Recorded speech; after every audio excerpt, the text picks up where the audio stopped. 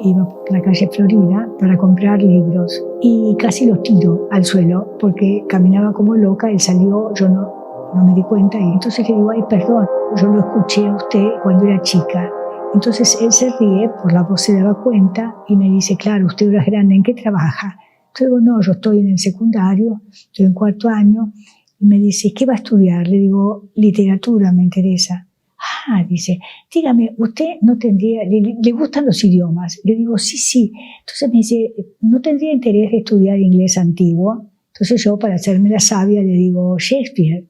No, mucho más antiguo, siglo VIII, IX. Ah, no, le digo, eso va a ser imposible. Le propongo, si no quiere, que lo estudiemos juntos, porque yo tampoco lo sé. Yo dije, este señor está tan loco como yo, genial. Él era muy tímido, no decía las cosas 2 veces, pero cuando empezaba a dirigir lo que quería decir, no terminaba jamás. Una persona hablando acerca de nada y acerca de todo a la vez. Y eso era algo extraordinario, era de repente una manera de llegar al corazón del mundo y asustaba a cuánto podía llegar.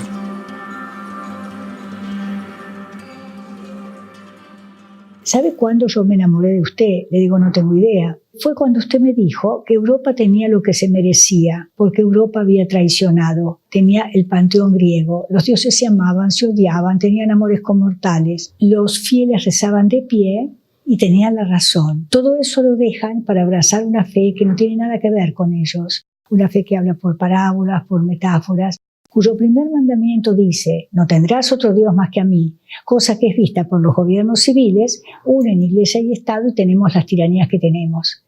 Entonces él me dijo, usted no puede haber leído a Nietzsche. Yo no tenía la más remota idea quién era Nietzsche. Le dije, no, ¿quién es? Bueno, pues es un filósofo, pues usted acaba de decirme en precisas y contadas palabras lo que Nietzsche necesita un volumen para explicar.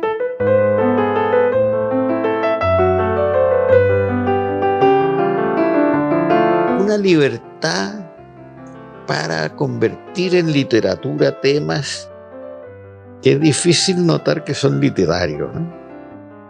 Borges convirtió el comentario de la literatura y la traducción de la literatura en literatura. Eso fue muy moderno, quizá, ¿no? Borges me pareció muy elegante, vestido con una especie de gabardina marrón, macanuda, ¿no? Gran corbata y qué sé yo. Éramos muy borgianos y admirábamos mucho a Borges, los jóvenes de ese tiempo, y Vargas Llosa, por ejemplo, se sabía de memoria algunas frases largas de Borges, qué sé yo. Entonces,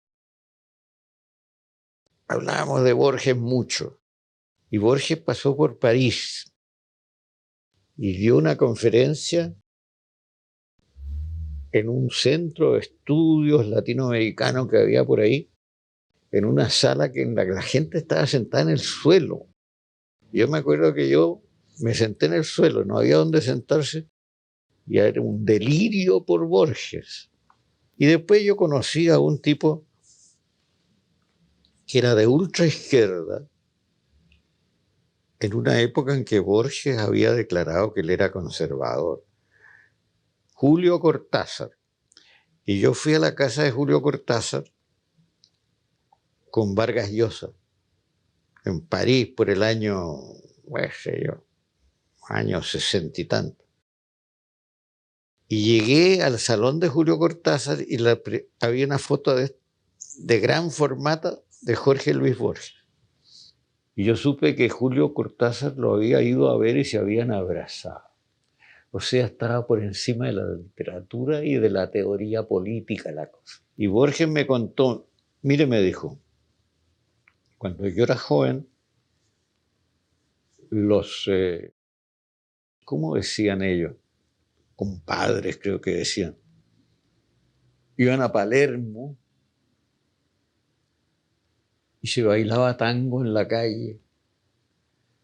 Pero si uno de esos personajes sacaba a bailar a la mujer de otro, podían salir los cuchillos ahí a relucir. Entonces, para evitar eso y para poder bailar, bailaban entre hombres. Se sacaban a bailar entre ellos. Y yo recuerdo a los compadritos en Palermo bailando entre ellos. Eso me lo dijo Borges. Uno de esos días me pidió que le llevara bajo la cúpula del Palace, que ha sido reformada ahora, pero que contiene algunos de los elementos que él consideraba esenciales para contemplar lo que para él era el color amarillo. El único color que llegaba a ver, decía, era el color amarillo. Y de donde mejor lo veía era sentado bajo la cúpula del Hotel Palace.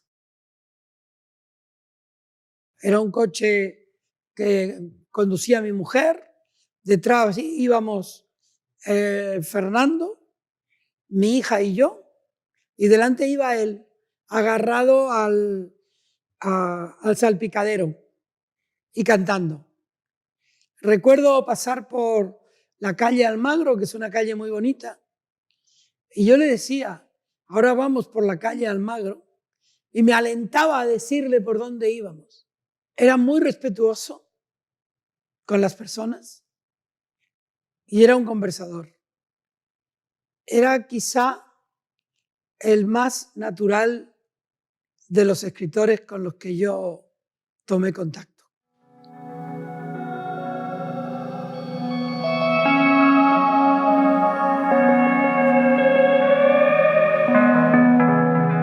La BBC de Londres viene a Montevideo a hacer un documental sobre Borges y complementarlo con teatralizaciones filmadas de varios cuentos de Borges.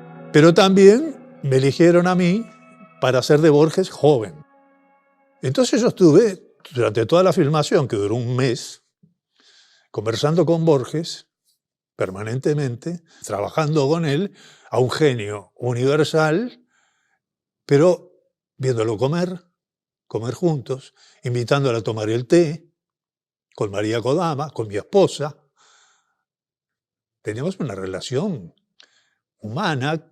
Entonces yo descubrí, aparte de aquel genio que es Borges, que era y que es y que seguirá siendo, un genio universal, con el cual yo sentí una admiración profunda, encontré a un ser humano maravilloso, irónico, pacífico, amable, lleno de amor por la humanidad. Y Borges me cambió. Ha sido un privilegio para mí haber retratado a Borges y creo que fue muy importante su primera visita a México. Yo me limité a oírlo, pero sí le planteé algunas preguntas y platicamos, hasta que me preguntó quién era yo. Eso ya me pareció extraordinario. No recuerdo más porque pues mi timidez, mi lugar de fotógrafa, pues era estar atrás y calladita y poder oír algo de lo que entre ellos hablaban.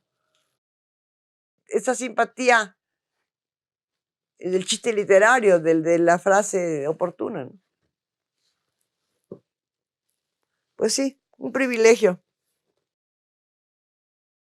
Borges vino muy tarde a México. La primera vez que vino fue en 73. Estamos hablando de la época en que Borges tenía ya 74 años. Detrás de la invitación estaba Octavio Paz, que era amigo de Borges, como puedan haber sido amigos dos monstruos de esa naturaleza. Digamos que cenaban juntos y hablaban mucho.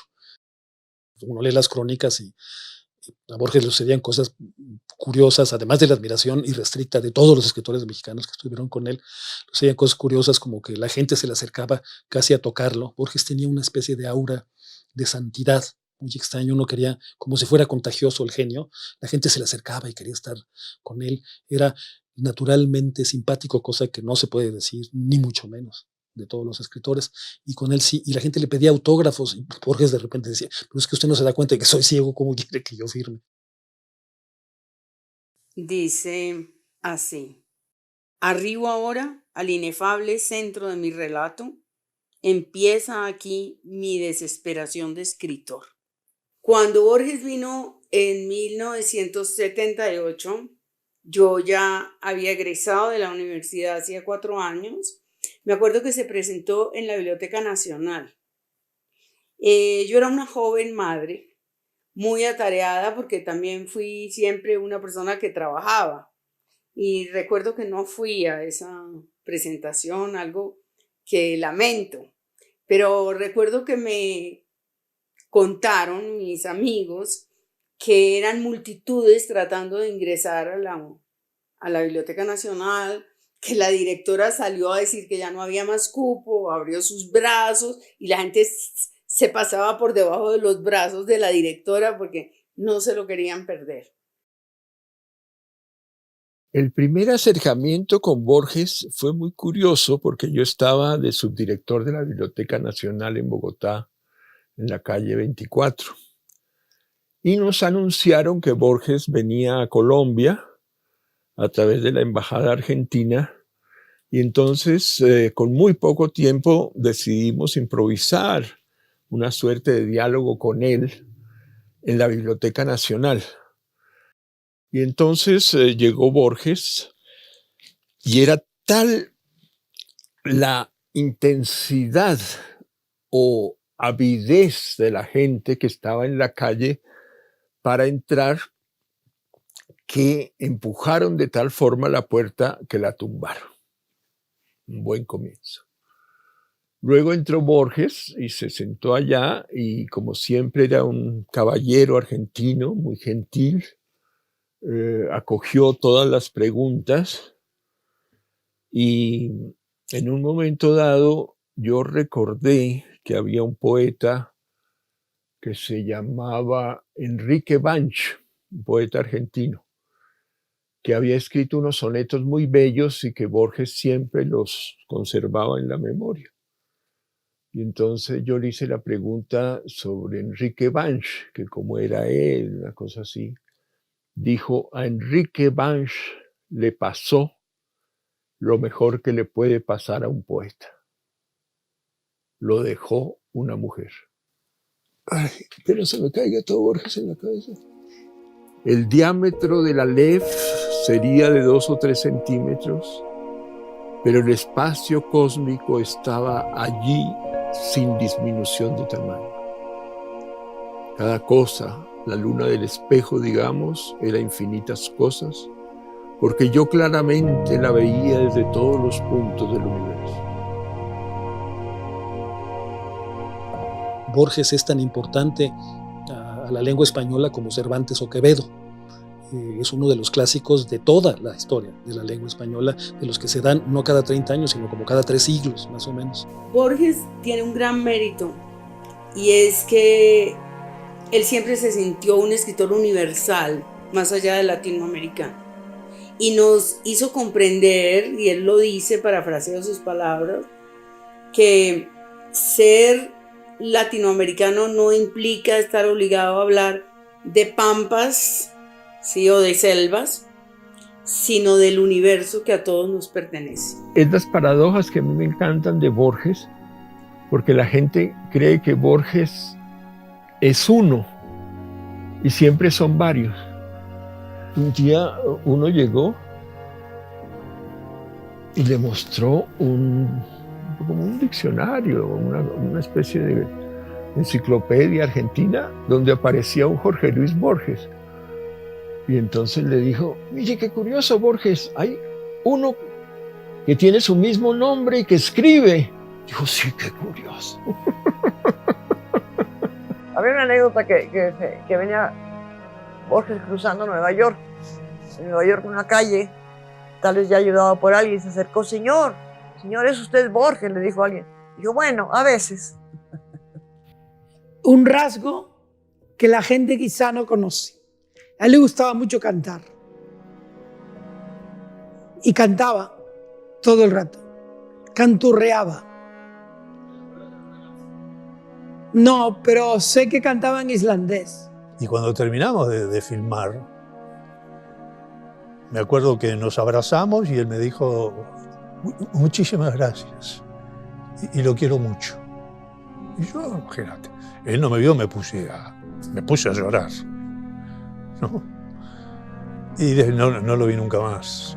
Y entonces él me decía que nos prometiéramos, si realmente existía la reencarnación, que nos íbamos a reencontrar en la próxima. Yo le decía, Borges, le prometo, pero usted sabe que yo soy salvajemente sincera. En la próxima yo, científica o astróloga.